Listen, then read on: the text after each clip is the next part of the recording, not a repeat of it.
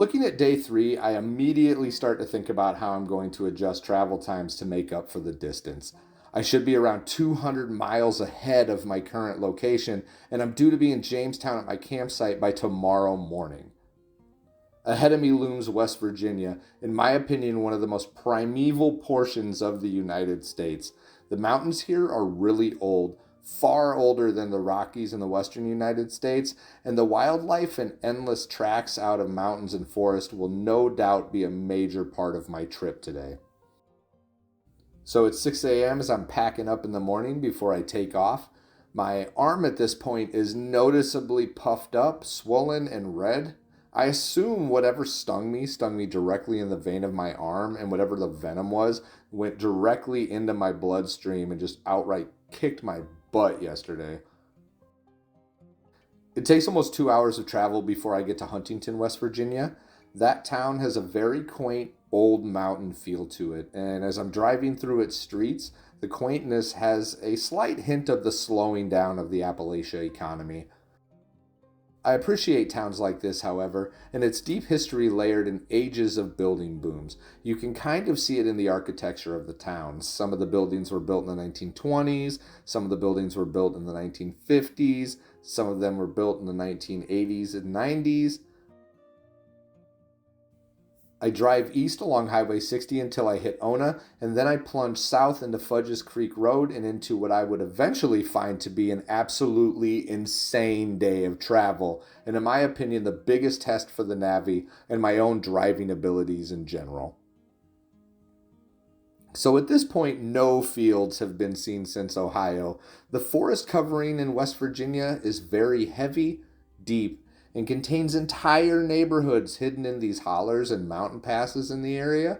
West Virginia has a very interesting dynamic for housing as well. A lot of houses are simply manufactured homes on really large stretches of land. In Iowa, there's actually an effort to push mobile homes away from being single owner housing options on properties. Some towns will not let you do it.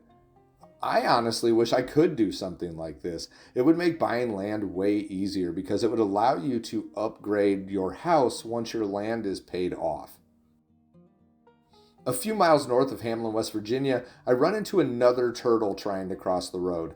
I help this bad boy across to his destination, and that's turtle number 2 on the trip. So I end up going down into Hamlin, West Virginia, crossing through town and then going south on Upper Mud Road, going towards a town called Mud, West Virginia. Once I get through Mud, I'm going to go down through Danville and Madison. I continue weaving through these narrow, almost one-lane paved roads, wondering to myself how it would even be possible for somebody to take a mobile home, get it down one of these roads, and then position it up onto a piece of land. Some of these towns in these valleys have a sizable creek weaving through it, and sometimes the roads weave in a way where a bridge will actually separate the road from the town itself, and those bridges sometimes look incredibly suspect. Trust me, I'm from Iowa. We have some of the worst bridges in the United States. Game recognizes game. I ran into my third turtle during this time, a few hundred yards from the entrance to the main mud mine. I'm not sure what kind of turtle it was, but I did help it across the road. Surely I'm racking up some serious turtle karma for the last 2 days. Maybe I can apply some of that karma to my now Popeye-looking arm. Eventually, I started to come to the area of Mud, which isn't even a town so much as a massive mining site. The road was super confusing for me because when I hit this intersection, I'm not even sure if I'm going the right way. I do some exploratory riding. My phone at this point is having trouble even getting reception, so Google Maps is kind of failing me. And eventually, just kind of through intuition, I make my way down the right road, which is a gravel mix that is quite scary with really big chunks of gravel. Lots of these roads lead into deep nothing as well, and unknowingly, some of these go down onto people's property.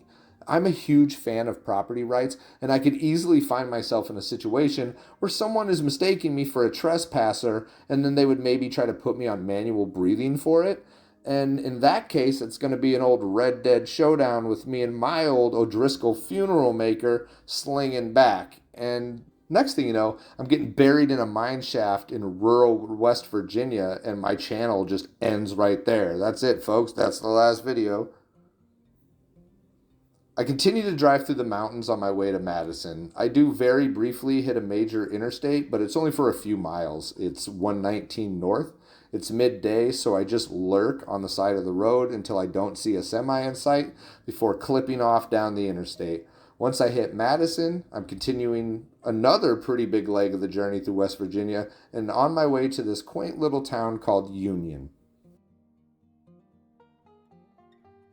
I keep weaving through the mountains and hollers of West Virginia, and these little towns are so beautiful. Towns like Glen White, Van, Bim, Wharton, Barrett, Bald Knob, Greenwood, Bolt, Glen Daniel. I love these little towns' names. They're so interesting. And the towns themselves sometimes are just a collection of houses, but it is really beautiful, and it does have an appeal to it. I see why people live here. As I'm winding through these valleys, I begin to see these clusters of very unusual looking vines. Huge patches that cover the forest. They cover, buildings. They cover telephone lines, power poles for hundreds of feet in diameter in some of these areas. At first, I simply thought it was yet another one of the myriad of vegetation and fauna that exists in the area. But the more patches I see, the more I study them, the way I look at the way they climb and cover and dominate everything, it has invasive written all over it.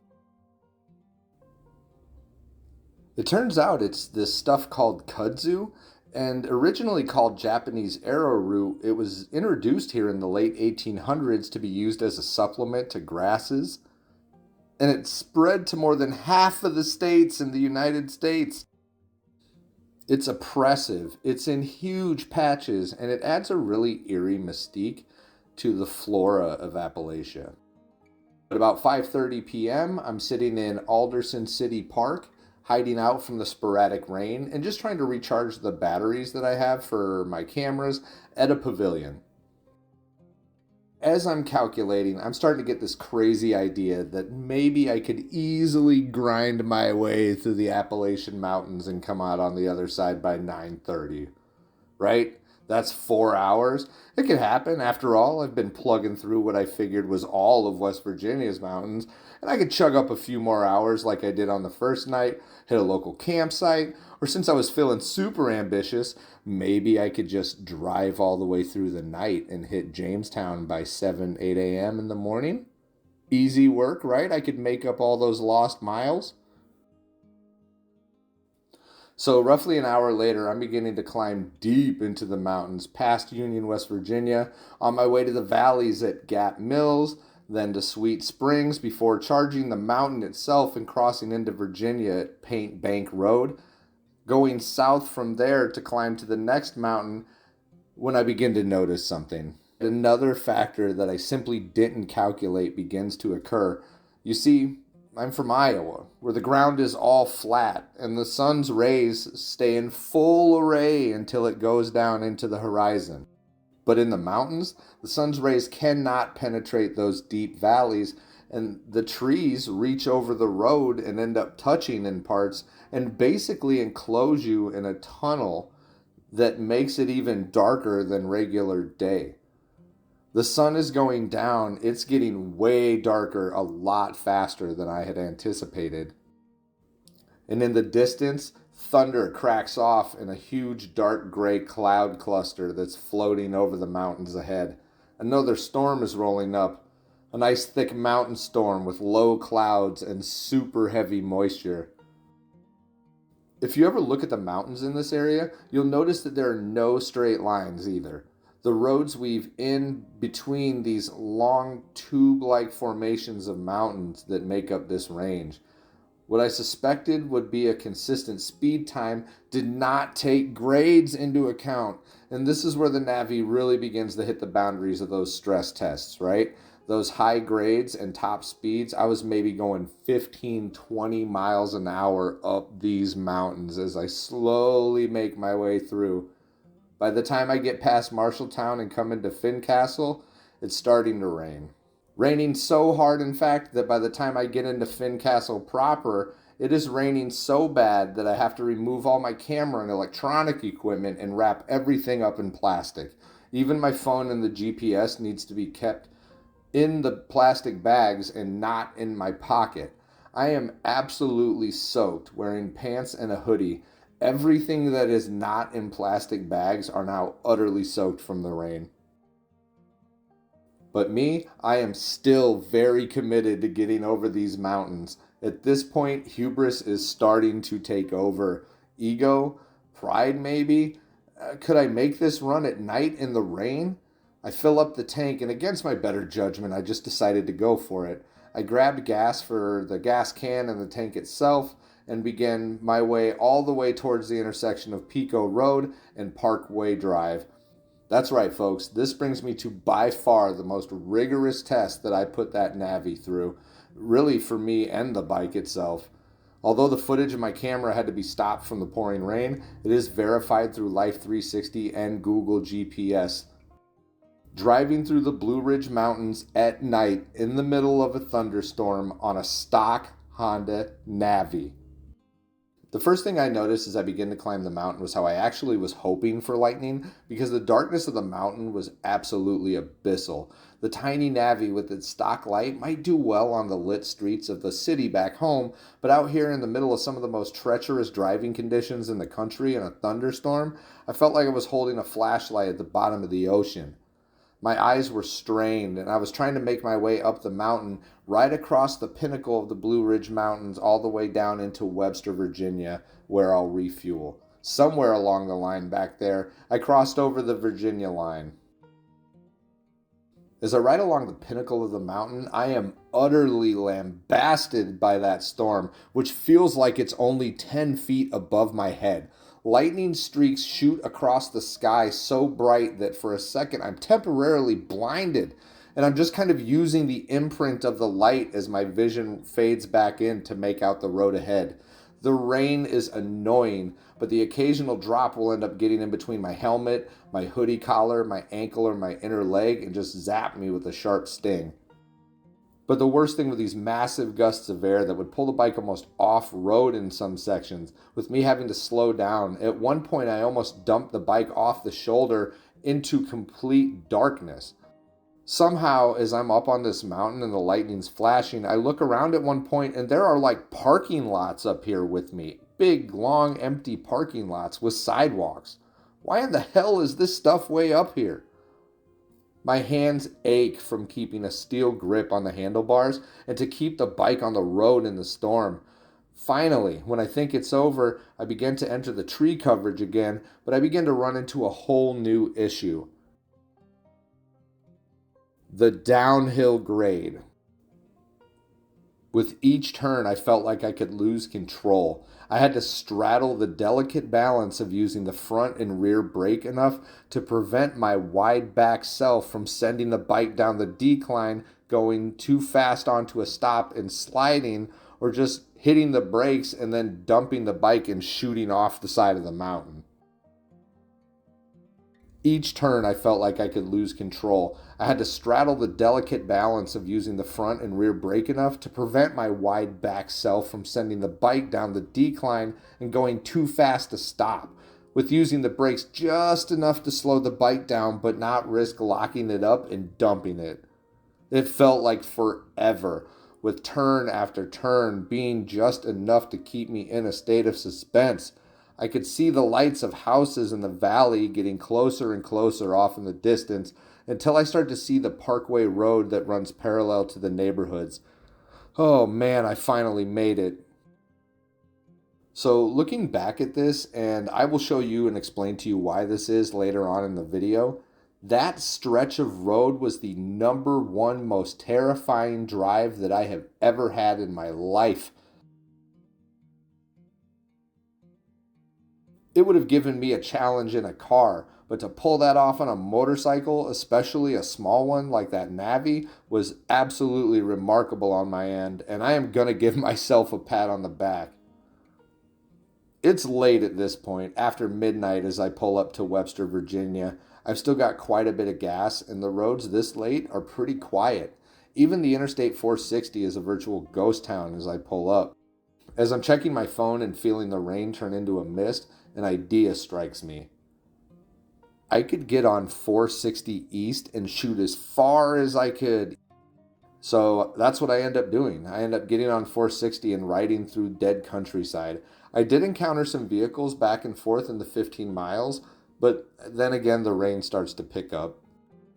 At this point, the cold and the dampness of my clothes are really starting to affect me. I begin to shiver very deeply as I'm on the bike. The cold has gotten to me and enough to where I feel that it's affecting my ability to ride the bike.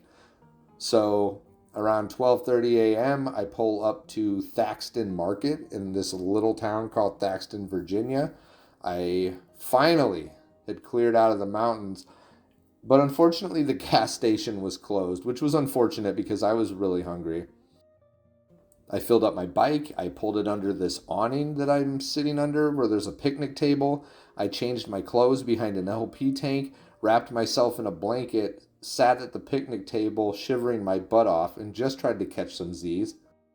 Finally able to catch some sleep. My eyes were burning, and I managed to sleep for a few hours, and then was eventually woken up by the sounds of the rain subsiding.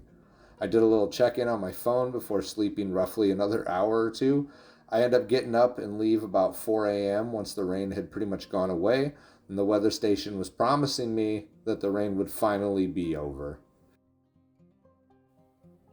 Day 3 wrap up. I traveled a total of 345 miles, spent $21.39 on gas, $10.95 on food, and $0 on camping for a total of $32.34. Again, back to the camping. Thank you very much, Thaxton Market. I do apologize for that. Here's some props to you. If you're driving through Virginia, go to Thaxton Market and put on my YouTube channel here what the experience was like since I was unable to get it. My boots were absolutely soaked with rain, and I used that lack of traffic on 360 all the way to Rice before I had to slip off the interstate due to the morning traffic starting to increase. I'm driving through the Virginia countryside, the only state on the trip I've never actually been to before. The quaint rolling hills take me away from the mountain ranges of the west and into this really scenic southern countryside. I saw tobacco for the first time, planted in a way which was vastly different to the corn and soybeans that I'm used to. It was really interesting as I was driving by to see these big clusters sort of sprunging crudely out of the ground.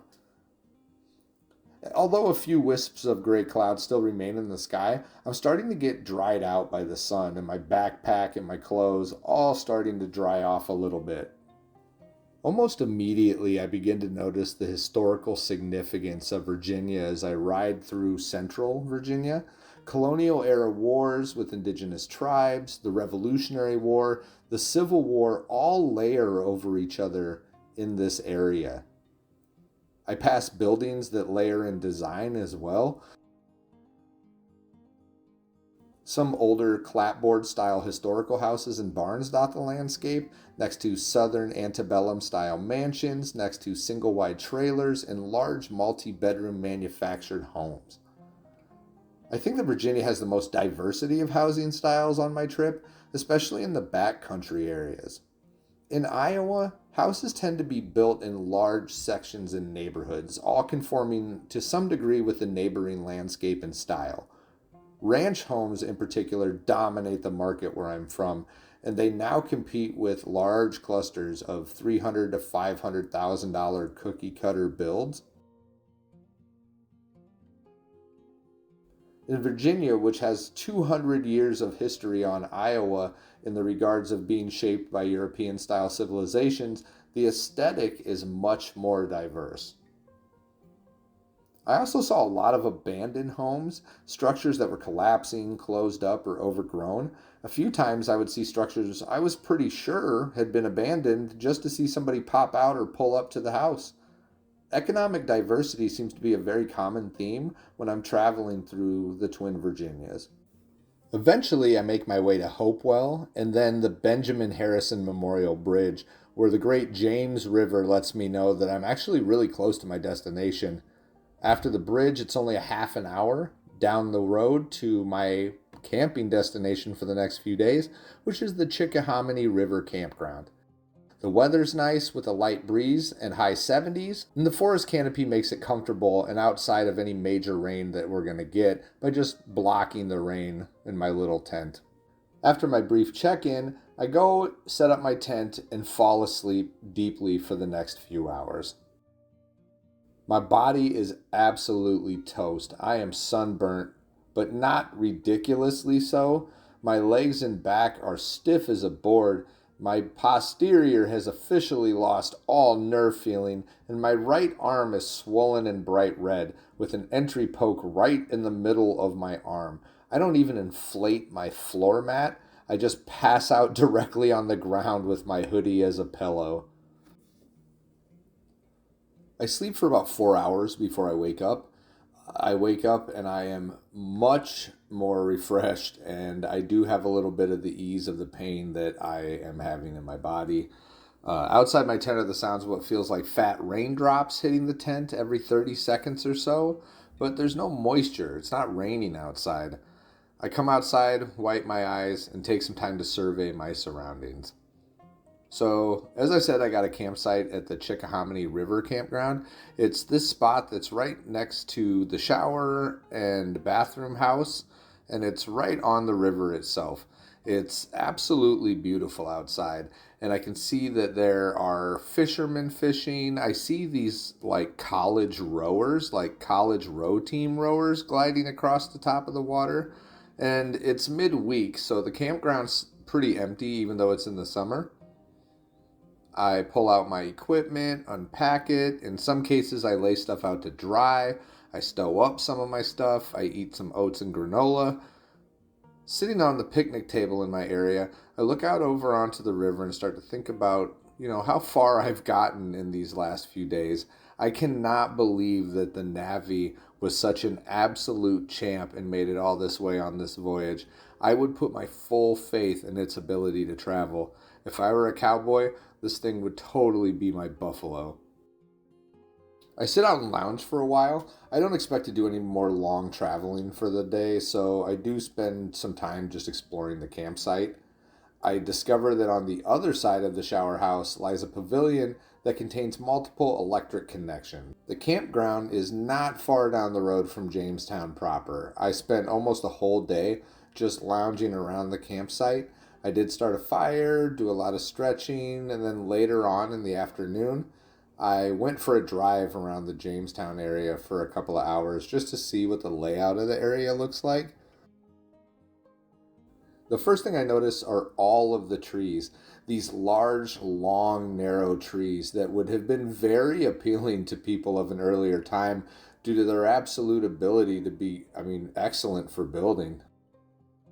One of the things about these trees are that you can really see how they are used by indigenous cultures to make these like 50-foot long canoes that you hear about when you talk about, native indigenous history.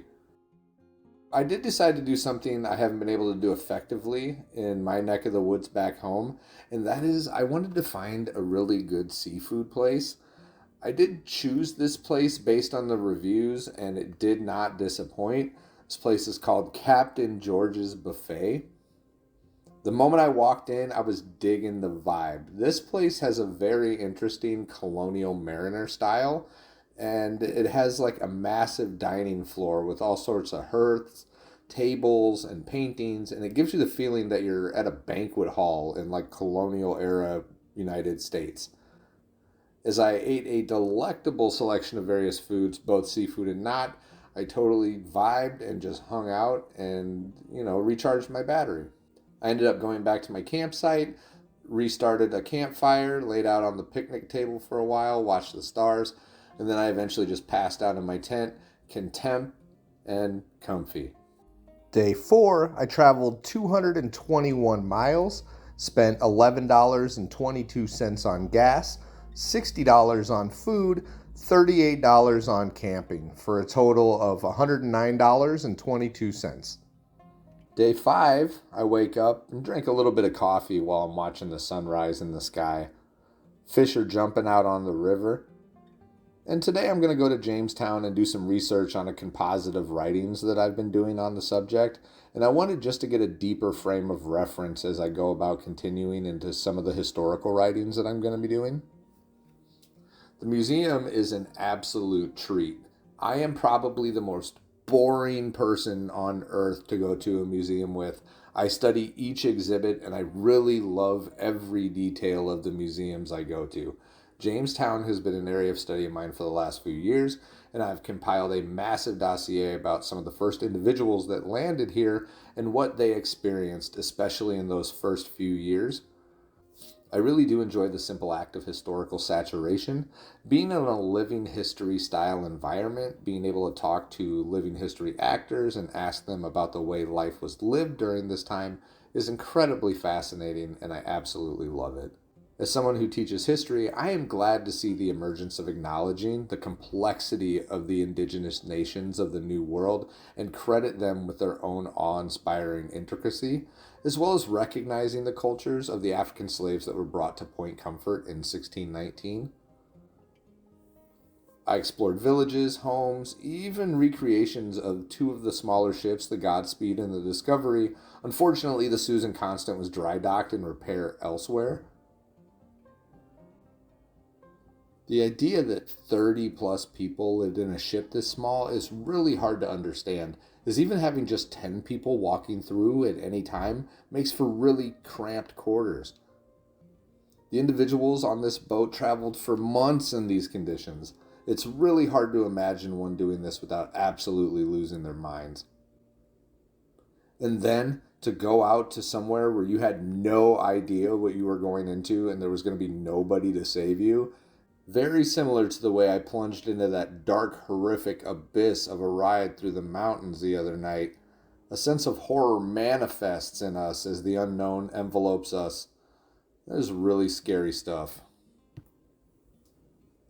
I spent the day looking at all the cool exhibits, talking with reenactors, and generally just getting a feel for the place.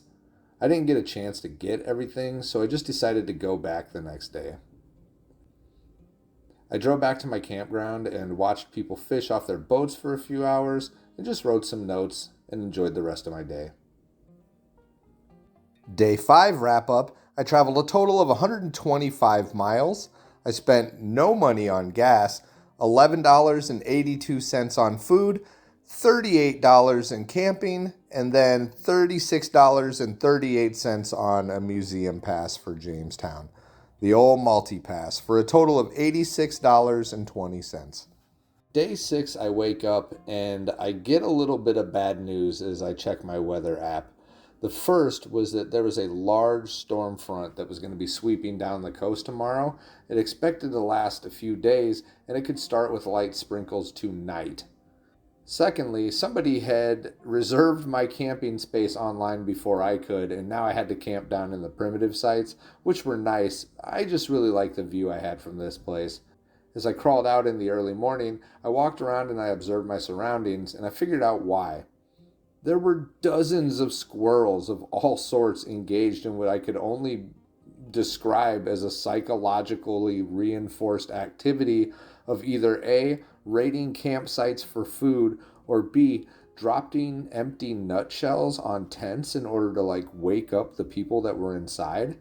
Had so many people's kids ended up feeding the squirrels that they would wake them up to try to get food. It was really interesting.